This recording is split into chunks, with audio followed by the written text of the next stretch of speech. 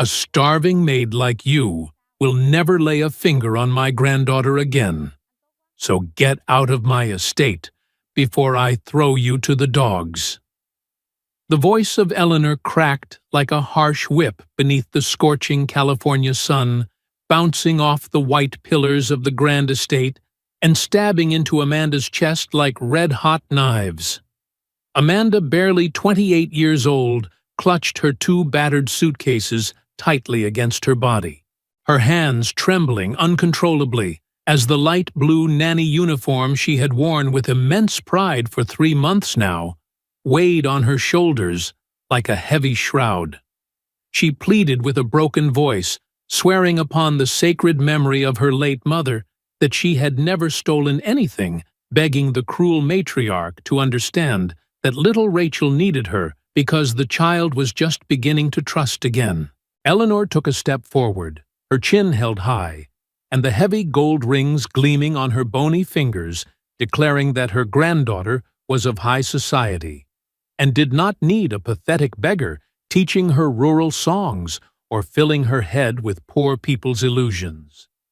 The elderly woman claimed she had found her late daughter-in-law, Emily's diamond necklace, hidden among Amanda's meager belongings, stating coldly that this alone was enough proof that Amanda was a filthy thief who belonged either rotting in a jail cell or tossed out into the unforgiving streets.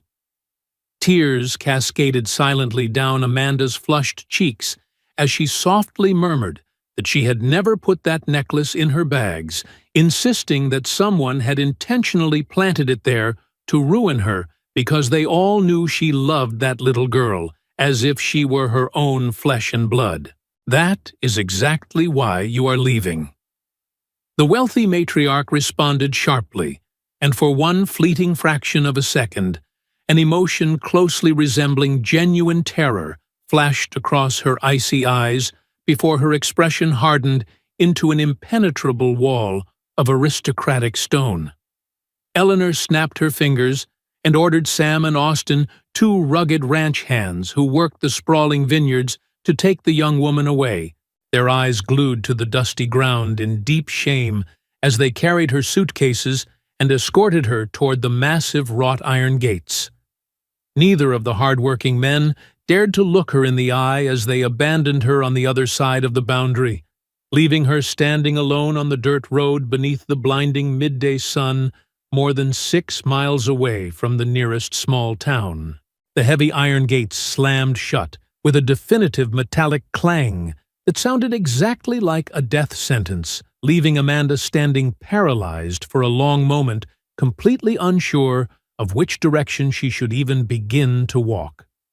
The dry dust of the rural California road scratched at her throat, while the endless rows of lush green grapevines stretched out in perfect silent lines until they disappeared into the distant rolling hills, looking utterly beautiful and completely indifferent to her sudden agonizing misfortune.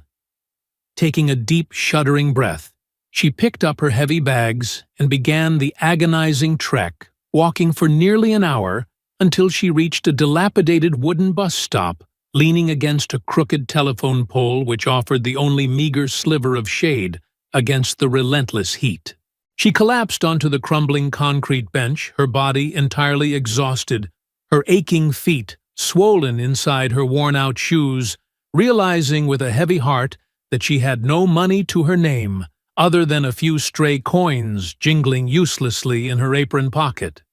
She had absolutely nowhere to go as her only remaining family member, a distant aunt living in a neighboring state, had passed away during the bitter cold of the previous winter, leaving her entirely untethered in a massive, indifferent world. Finally alone, with no harsh eyes left to judge her, Amanda covered her face with her trembling hands and shattered completely from the inside out, weeping bitterly for the gross injustice and for her permanently stained reputation. But more than anything else, she cried uncontrollably for little Rachel, because, as the salty tears slipped between her fingers, the precious memories of the last few months returned to her mind, crashing like powerful ocean waves. She clearly remembered the very first time she saw the little girl 3 months ago in that immense, echoing mansion. Rachel was merely 6 years old, possessing enormous, dark eyes that were brimming with an unbearable sorrow that Amanda instantly recognized within her own soul. The older housekeeper had warned her in a hushed whisper on her first day that the child simply did not speak, having not uttered a single word since her mother Emily passed away in a tragic accident nearly 2 years ago. They had brought in the most expensive doctors from San Francisco, psychologists from the capital, and even renowned specialists from across the country, but none of them had achieved anything, leaving the little girl completely extinguished and moving through the dark halls like a silent, sorrowful ghost. The previous nannies had all surrendered one by one, collecting their handsome paychecks and fleeing the property, entirely incapable of enduring the sepulchral silence of the grieving child and the tyrannical, iron-fisted rule of her grandmother Eleanor. But Amanda adamantly refused to give up, choosing not to speak to Rachel as if she were a broken patient, but rather talking to her like a normal, beloved little girl, singing the tender lullabies her own mother used to sing, and bringing her vibrant wildflowers from the fields. Sitting on the floor beside her without demanding a single thing, Amanda told her magical stories of brave princesses and magnificent birds that learned to fly only after believing they never could, and slowly a beautiful miracle began to unfold. It started with a simple glance when Rachel began searching for Amanda whenever she entered the room, progressing to a tiny hand holding onto her fingers for hours, and finally culminating just 3 days ago with a brilliant, crystal-clear laugh ringing out in the blooming garden. Now, sitting at the lonely bus stop, Amanda finally understood the terrifying truth: the wealthy matriarch had not fired her over a stolen necklace, but rather because the child was miraculously beginning to heal. And for some dark, unfathomable reason, Rachel's recovery terrified Eleanor to her very core. The golden afternoon sun was beginning to dip lower in the sky, casting long, melancholic shadows across the deserted dirt road. Yet not a single bus had passed by the crumbling wooden shelter where the devastated young woman sat. Amanda was entirely lost in her own sorrowful thoughts when she suddenly heard the low, elegant purr of an incredibly expensive engine steadily approaching from the distance, kicking up a magnificent cloud of amber dust. She slowly raised her tear-streaked face to see a sleek, polished black sedan rolling gracefully down the rugged path, looking entirely out of place, like a majestic panther wandering through a forgotten wasteland of poverty. Against all logical odds, the luxurious vehicle began to slow its pace, the tires crunching softly against the gravel until it came to a complete halt just a few feet away from where she sat, clutching her worn-out belongings. Amanda hastily wiped the tears from her flushed cheeks with the back of her hand and instinctively tried to smooth her disheveled hair, feeling completely bewildered as the heavy driver's door smoothly swung open. Out stepped a tall, profoundly handsome man, appearing to be in his early 40s, impeccably dressed in a tailored navy blue suit that refused to hold a single wrinkle, radiating an aura of undeniable authority. His dark hair was neatly swept back, framing a strong jawline and piercing intense eyes that were clearly accustomed to giving orders and demanding absolute obedience from everyone who crossed his intimidating path. Yet in this particular moment, those striking eyes held no harshness whatsoever. Instead, they were wide with genuine bewilderment as he stared at her battered suitcases and the unmistakable light blue uniform with the white apron. That specific uniform, bearing the intricately embroidered crest of the sprawling vineyard estate on the breast pocket, was worn in only one place in the entire world, and that place was his own private home. Maxwell took a hesitant step toward her, entirely unable to comprehend the bizarre scene unfolding before him. One of the caretakers from his heavily guarded estate.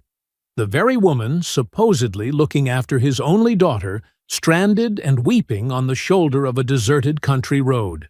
"Excuse me," he said, with a deep resonant voice that surprisingly wavered with uncertainty, gesturing toward the embroidered crest on her chest, as he asked if she was currently employed at his family's grand estate.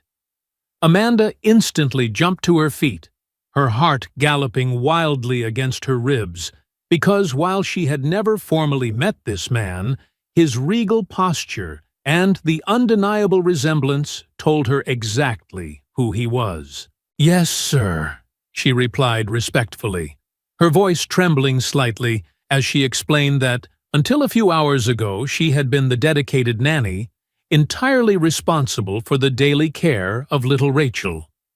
The man's stoic face transformed instantly, a profound wave of raw emotion crashing through his serious eyes as he took another urgent step forward, practically stumbling over his own desperate words. "You took care of my daughter, my little Rachel," he demanded, his chest heaving as he introduced himself as Maxwell, the owner of the estate, and the heartbroken father of the silent little girl. He stared at her bags, the dusty uniform, and the dried tear tracks on her youthful face, his commanding voice suddenly reducing to a fragile, wavering whisper as the heavy confusion continued to mount.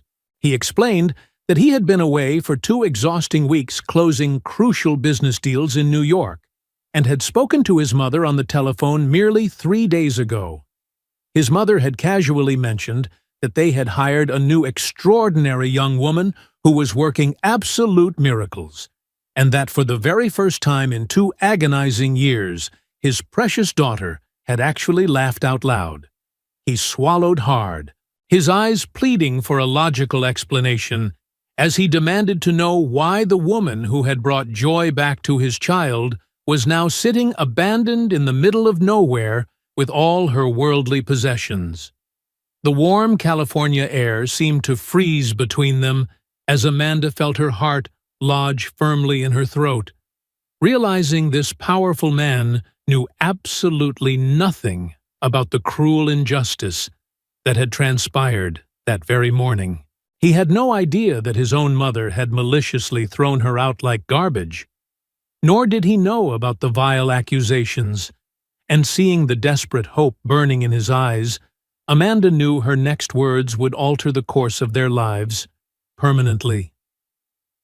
"Mr. Maxwell," she began, her voice shaking but resolute, "I did not abandon my post. I was forcefully thrown out of your home by your mother, who falsely accused me of stealing your late wife's diamond necklace." Maxwell stood completely paralyzed in the dusty road, the hot wind rustling the endless rows of grapevines around them as a deeply buried, terrifying suspicion slowly began to take concrete form in his mind. "My mother has fired 11 different nannies in the span of 2 years, he murmured aloud, rubbing a tired hand across his face as the devastating realization finally washed over him.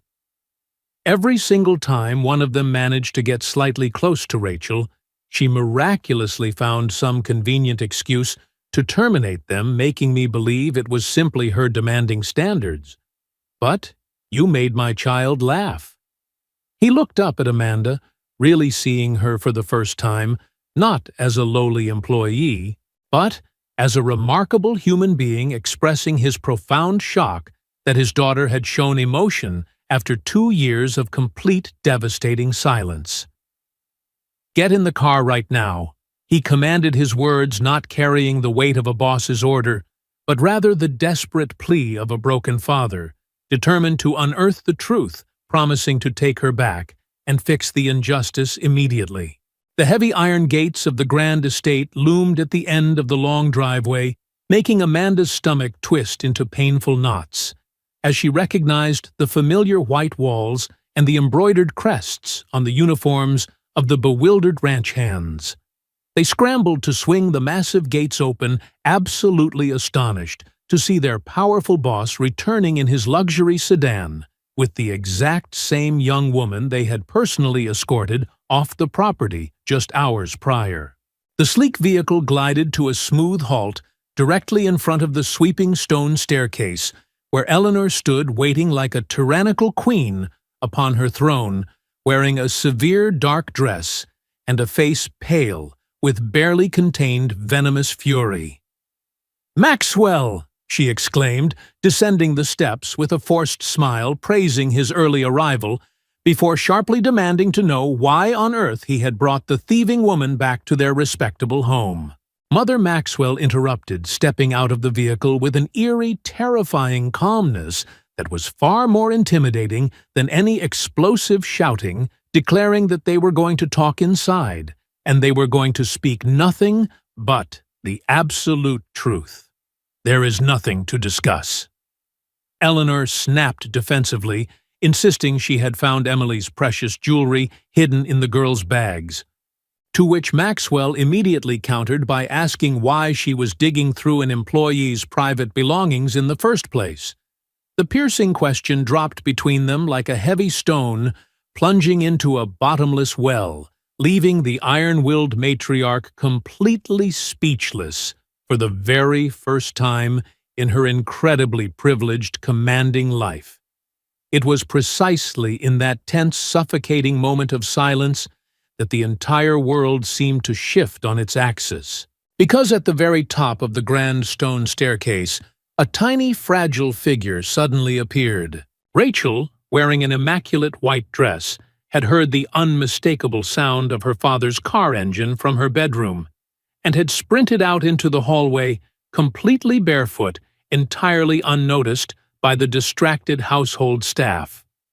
The little girl peered through the ornate iron balustrade, her enormous dark eyes locking instantly onto Amanda's familiar blue uniform, causing her small chest to heave up and down with sudden, overwhelming emotion. Releasing her grip on the railing, the child did the unthinkable. She launched herself down the steep stone stairs, clumsily dodging her shocked grandmother, stumbling, recovering, and sprinting with all her might, directly toward the young Nanny.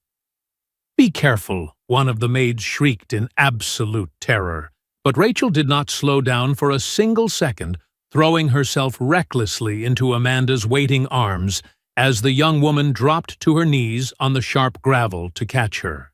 "Amanda!" The child's voice suddenly rang out, sounding slightly high-pitched, incredibly raspy, and terribly fragile from 2 solid years of total disuse, yet it echoed perfectly clear across the stunned courtyard.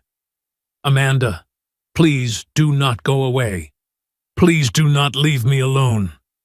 She cried out, burying her face into the nanny's neck, as time itself seemed to completely halt for everyone standing in the sun-drenched driveway.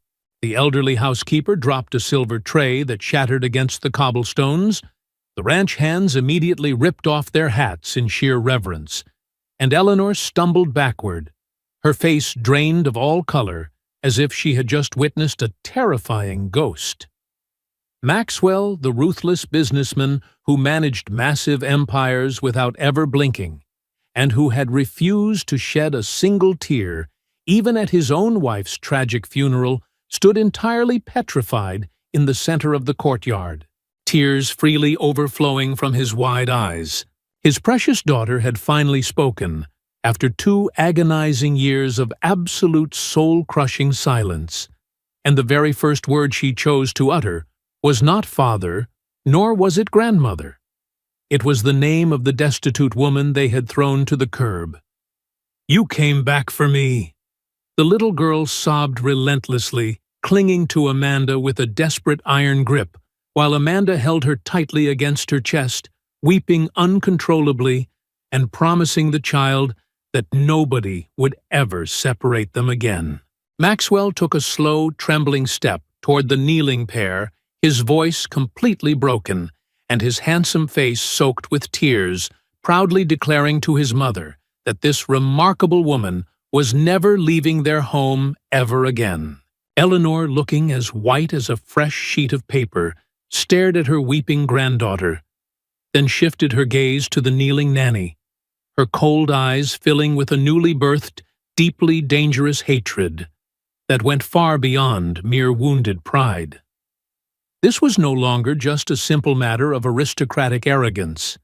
This poor, insignificant girl had somehow become the only living person capable of making the child speak, and Rachel held the most dangerous, devastating secret in the family's dark history.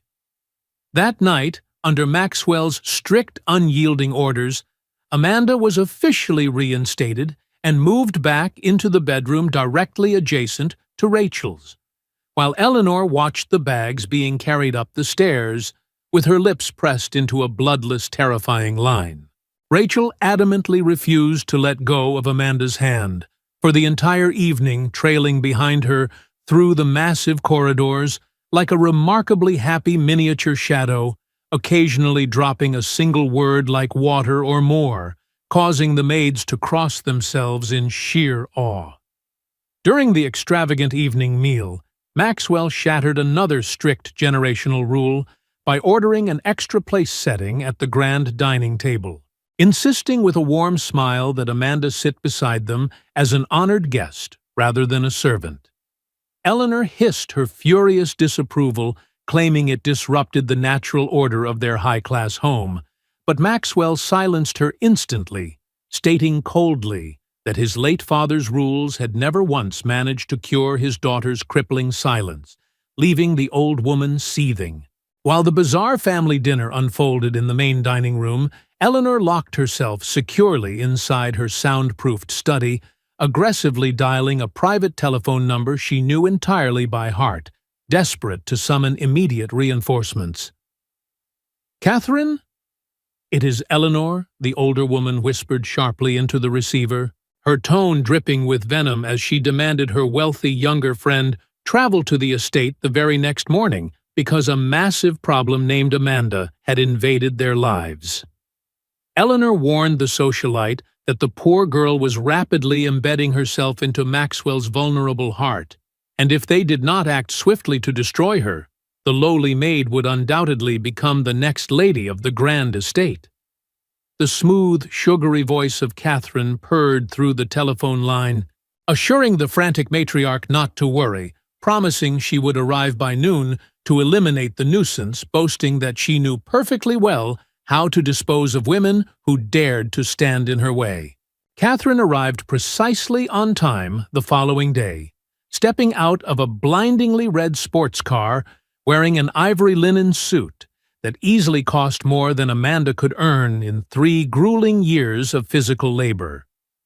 Flashing a meticulously rehearsed, dazzling smile, Catherine threw her arms open the moment Maxwell stepped onto the porch, loudly proclaiming she had rushed from the city because she simply could not bear the thought of her oldest, dearest friend suffering through difficult times alone.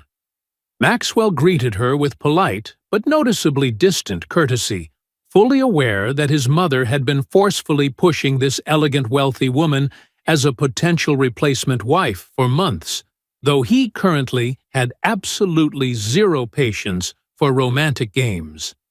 As Catherine strutted gracefully into the grand foyer, her calculating eyes instantly locked onto Amanda, who was descending the sweeping staircase with little Rachel holding tightly to her hand. The brief encounter lasted only a fraction of a second, yet both women instantly understood the silent declaration of war. Catherine raked her judgmental gaze over the plain blue uniform, while Amanda easily recognized the sharp, dangerous edge of a vicious rival hiding beneath the perfect makeup. "So you are the famous miracle worker," Catherine sneered sweetly, leaning down to offer Rachel a fake enthusiastic greeting, but the terrified little girl immediately shrank back, hiding completely behind Amanda's legs and gripping the apron tightly.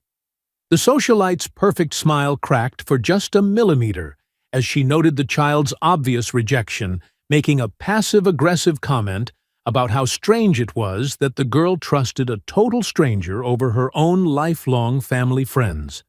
Over the next several days, a quiet, ruthless psychological war ravaged the estate, with Catherine permanently attaching herself to Maxwell's side, constantly reminding him of their shared aristocratic background while carefully dropping poisonous subtle hints about Amanda's supposed manipulative true nature.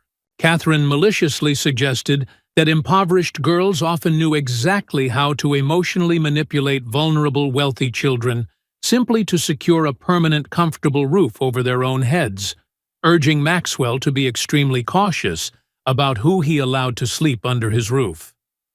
Realizing her subtle whispers were not working fast enough, Catherine escalated her cruel tactics, sneaking into Amanda's small bedroom while the nanny was in the kitchen, aggressively tearing the drawers apart and leaving a thick envelope stuffed with $100 bills on the pillow.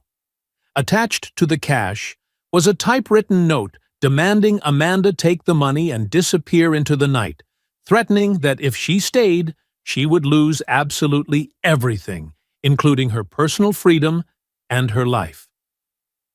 Amanda calmly picked up the heavy envelope, marched directly down the grand staircase, and tossed it onto the foyer table in front of the entire household staff, declaring in a steady, fearless voice that her loyalty could not be bought by cowards. Catherine, pretending to casually read a high-fashion magazine on the velvet sofa, arched a perfectly plucked eyebrow and offered a smile made of pure ice, realizing with growing frustration that the poor nanny possessed a spine forged from unbreakable steel.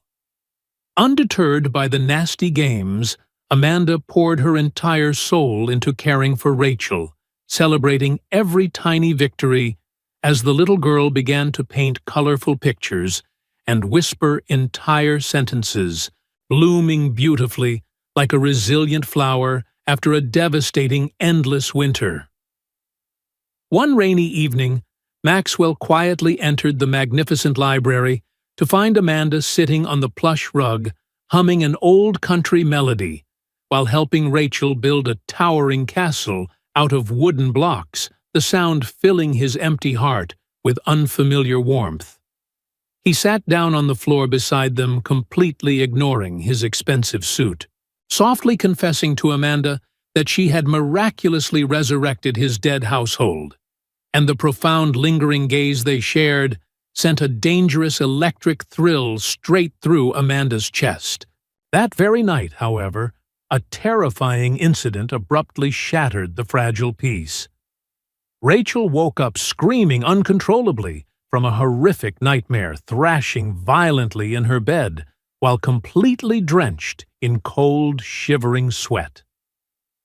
Amanda sprinted into the dark room, scooping the trembling child into her arms, rocking her gently and whispering soothing words until the frantic sobbing slowly subsided into small, exhausted hiccups. When Amanda softly asked what had frightened her, Rachel's enormous eyes widened with pure, unadulterated terror as she gripped Amanda's collar, whispering in a raspy, haunting voice that she remembered the stares, the screaming, and the violent fight. It was not an accident. Amanda, the 6-year-old child, confessed, trembling like a leaf in a hurricane. I was hiding, and I saw grandmother push my mommy down the stairs. Amanda's blood instantly turned to freezing ice inside her veins as the horrifying weight of the little girl's whispered confession crashed down upon her shoulders like a collapsing concrete building. The terrifying truth finally made perfect sense. Eleanor had not fired 11 nannies because of high standards, but because she lived in absolute terror that someone would stay long enough to cure the child's silence, allowing the dark, murderous secret to finally escape. Amanda realized she was holding a literal ticking time bomb, knowing she could not simply run to Maxwell with such a devastating accusation based solely on a traumatized child's nightmare, as Eleanor would easily crush her and lock the little girl away forever. She made a silent, sacred vow to protect Rachel with her own life, deciding she needed undeniable concrete proof before she could expose the powerful, ruthless matriarch for the cold-blooded killer she truly was. The very next afternoon, Catherine executed her most vicious trap, yet storming into the elegant dining room during a formal lunch, and dramatically slamming her hands on the table, wailing that her priceless diamond ring had been stolen from her private vanity. An incredibly thick, suffocating silence immediately descended upon the room as Catherine, squeezing out perfectly timed crocodile tears, suggested with fake sympathy that the only logical suspect was the new employee who had unrestricted access to every single bedroom in the grand house. Eleanor enthusiastically seized the golden opportunity, her eyes gleaming with wicked triumph, as she ordered a thorough immediate search of the nanny's quarters to finally cleanse their respectable home of the filthy, thieving rat she claimed had infiltrated their ranks. Amanda stood tall, her chin held high despite the terrifying pounding of her heart, boldly inviting them to search whatever they wished. Entirely confident she had touched nothing, yet deeply aware that a trap had already been meticulously laid. The entire family marched up the grand staircase, Catherine leading the aggressive charge with a barely concealed smirk, marching straight to Amanda's modest wooden wardrobe and plunging her manicured hands deeply into the neatly folded stacks of plain cotton clothing. With a theatrical gasp of horror, Catherine ripped her hand back, but instead of producing the supposedly stolen diamond ring, she pulled out a crumpled, faded photograph that Amanda had never seen in her entire life. Maxwell snatched the old photograph from Catherine's trembling fingers, his eyes widening in absolute paralyzing shock as he stared at the image of his late wife Emily, smiling brightly and hugging a young woman who looked exactly like Amanda. "Why in God's name is my dead wife embracing you in a photograph taken years ago when you boldly claimed you had never met my family?" Maxwell demanded, his voice cracking under the crushing weight of utter confusion and sudden agonizing betrayal. Amanda stared at the old picture, her hands shaking violently as the floor seemed to vanish beneath her feet, whispering in a breathy, terrified voice that the woman in the picture was not her, but her late mother Rose, who had died 4 years ago. A collective gasp echoed through the crowded bedroom, while Eleanor turned the color of spoiled milk, grabbing the edge of the dresser to physically support herself, her previous triumphant arrogance instantly evaporating into sheer, unadulterated panic. Later that night, while the massive estate remained shrouded in tense, suffocating darkness, Pearl, the elderly housekeeper, quietly slipped into Amanda's bedroom, holding a flickering candle, tears streaming steadily down her deeply wrinkled face. "Forgive me." "My child," Pearl sobbed quietly, explaining that seeing the hidden photograph had finally broken her silence, revealing the shocking truth that Emily and Rose were actually half-sisters, sharing the same wealthy father, making Amanda the biological niece of the late lady of the house. The weeping housekeeper confessed that their wealthy grandfather had left a massive secret inheritance to Rose's side of the family, but the cruel Eleanor had intercepted the legal documents, ruthlessly stealing the money and lands to hoard the fortune entirely for her own greedy lineage. Emily had accidentally discovered the stolen documents and confronted Eleanor at the top of the stairs, threatening to expose the theft and return the fortune to Amanda's mother, which resulted in the violent, fatal push that little Rachel had witnessed from the shadows. Amanda sat paralyzed on the edge of her bed, her mind spinning wildly as she realized she had to return to her tiny apartment in the distant town to retrieve her mother's old tin box, which she now knew contained the original undeniable proof of their stolen legacy.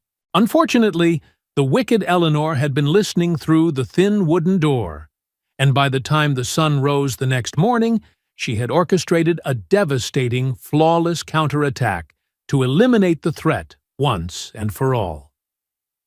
Before breakfast, Eleanor gathered the entire household staff triumphantly, holding up Catherine's missing ring alongside Emily's famous diamond necklace, loudly claiming she had found the stolen jewels stuffed inside Amanda's mattress during a secondary midnight search. She venomously accused Amanda of being a manipulative con artist who had forged the old photograph and fabricated a fake bloodline simply to steal the family fortune, exploiting a grieving child to secure a permanent place in the wealthy household. Maxwell, deeply exhausted, profoundly confused, and blinded by the overwhelming pile of supposed evidence and his mother's convincing lies, looked at Amanda with a heartbreaking mixture of profound sorrow and intense anger, officially ordering her to leave his property immediately. The grand estate plunged instantly into an oppressive, suffocating darkness the moment Amanda walked out the front door, as if the very sun had refused to shine on the sprawling vineyards ever again. Rachel, completely shattered, locking herself inside her bedroom, refusing to eat a single bite of food, and plunging backward into a state of absolute terrifying silence, spending her days staring blankly out the window, waiting for her beloved Nanny to return. Watching his precious daughter wither away right before his eyes tore Maxwell's soul to shreds, filling his mind with agonizing, relentless doubts about the undeniable cruelty of his hasty decision to banish the only woman who had brought them genuine joy. Unable to sleep, Maxwell spent his nights wandering the dark, echoing halls like a lost phantom, until an inexplicable urge drew him toward his late wife's locked, dusty study, a room he had adamantly refused to enter for 2 painful years. Tearing through the forgotten desk drawers in a desperate search for answers, his trembling fingers finally discovered a hidden compartment containing Emily's private leather-bound diary, securely tucked away beneath a stack of old financial ledgers. Reading the final pages under the dim light of a desk lamp, Maxwell's heart completely stopped as his eyes scanned his wife's frantic handwriting, detailing her shocking discovery of the stolen inheritance and her absolute joy at realizing she had a secret sister named Rose. The very last entry, dated merely hours before her tragic death, stated clearly that she planned to confront the tyrannical Eleanor and return the stolen fortune to her sister's family, ending with a chilling plea to God for protection against the old woman's legendary, ruthless wrath. The horrifying reality crashed over Maxwell like a devastating tidal wave. He had banished his own wife's blood niece, the true family his daughter desperately needed, and he had done it to protect a mother who was undeniably guilty of cold-blooded murder. Meanwhile, a massive, violent thunderstorm rolled aggressively into the California Valley, unleashing a torrential downpour of freezing rain and howling winds that battered the grand estate, rattling the heavy glass windows and plunging the property into terrifying chaos. Amidst the deafening thunder, a frantic maid sprinted down the grand staircase, screaming at the top of her lungs that the nursery window was wide open and little Rachel had completely vanished into the dangerous, pitch-black storm. Absolute panic erupted as the ranch hands saddled their horses and grabbed powerful flashlights, while Maxwell leaped into his luxury sedan, peeling out of the driveway with the engine roaring, his heart hammering against his ribs in sheer, unadulterated terror. He drove recklessly down the treacherous, muddy dirt road, sweeping the powerful headlights across the flooded fields, screaming his daughter's name into the roaring wind, praying to a God he had long ignored to spare his only child. Suddenly illuminated by a brilliant flash of jagged lightning, he spotted a tiny, soaked figure stumbling dangerously close to the crumbling edge of a deep, swollen ravine where the muddy river raged violently below. "Rachel!" he screamed, slamming on the brakes and throwing the car door open. But the muddy ground gave way beneath the little girl's feet, sending her slipping backward, toward the deadly, churning water. In that exact fraction of a second, another figure launched out of the blinding rain. Amanda, who had been hiking back to the estate, clutching her mother's tin box, dove directly into the treacherous mud without a single second of hesitation. She grabbed the child's tiny arm with incredible desperate strength, ripping Rachel away from the crumbling edge just as the earth collapsed, pulling them both to safety as they rolled into the soaking wet grass. Maxwell fell to his knees in the freezing mud, pulling both the sobbing child and the gasping young woman into a massive, desperate embrace, weeping uncontrollably as he begged Amanda for her forgiveness over and over again. Amanda held the shivering girl tightly to her chest, looking directly into Maxwell's tear-streaked face, softly but firmly stating that they needed to get the freezing child inside immediately, but promising that the agonizing truth would finally be revealed tonight. They drove back to the brightly lit mansion where Eleanor and Catherine were waiting in the grand foyer, their faces dropping in absolute horror as the trio walked through the massive double doors dripping with mud and undeniable purpose. Maxwell commanded the entire household staff to gather immediately, his voice echoing like thunder inside the massive hall, declaring that no one would sleep until the toxic rot infecting their family was entirely exposed and surgically removed. Amanda stood before everyone and revealed certified documents proving that her late mother Rose was the rightful heir to half of the estate. She also presented a letter written by Emily showing that Amanda had never sought wealth, but had unknowingly returned to protect the family's true bloodline. When Eleanor tried to seize the evidence, Maxwell stopped her and exposed Emily's diary, which detailed Eleanor's financial crimes and violent threats.